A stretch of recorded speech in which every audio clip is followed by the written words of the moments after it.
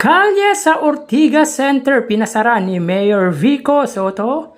Iyan ang pag-uusapan natin patungkol sa kinabibiliban, hinahangaan at pinakamahusay na punong lungsod sa buong bansa ngayong araw po yan ng Martes, May 27.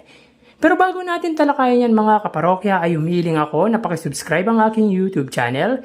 Paki-like and share na din po mga kaparokya para mas dumami pa po ang makapanood ng content natin. Maraming salamat po sa inyo mga kaparokya at maraming thank you po sa mga OFW na solid viewers natin. Sobrang na-appreciate ko po kayong lahat mga kaparokya. So yun nga mga kaparokya, wala talagang kapare sa pamumuno ang butihing mayor sapagkat malaking kalye ng business center ng lungsod ang pinasara nito para sa mga Pasigueño na mahilig mag-ehersisyo. So panoorin po natin to mga kaparokya.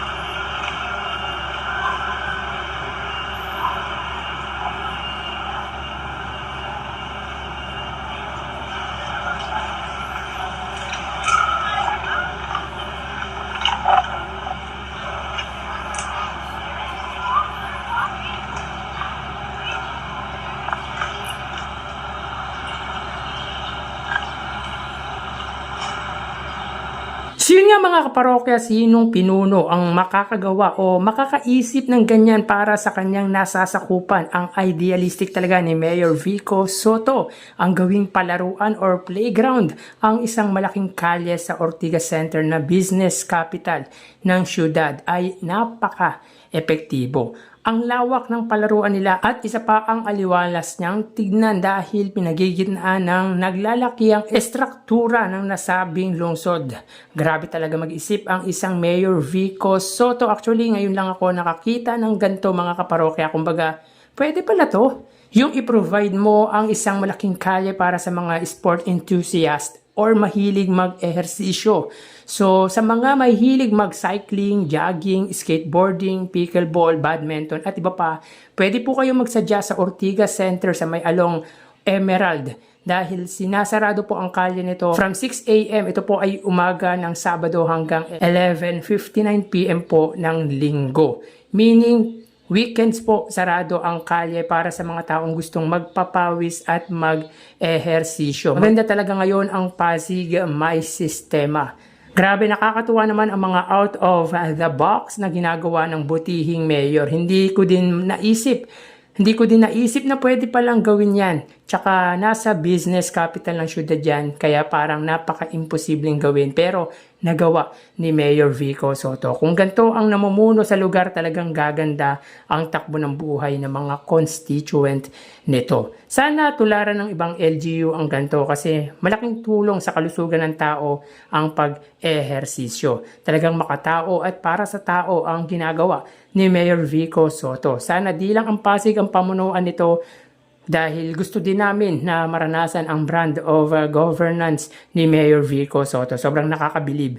Kayo mga parokya, anong masasabi nyo sa ginawang ito ni Mayor Vico Soto? Paki-comment naman po sa comment section ng video na ito. So hanggang dito na lang po tayo mga kaparokya. Magsiingat po tayo palagi.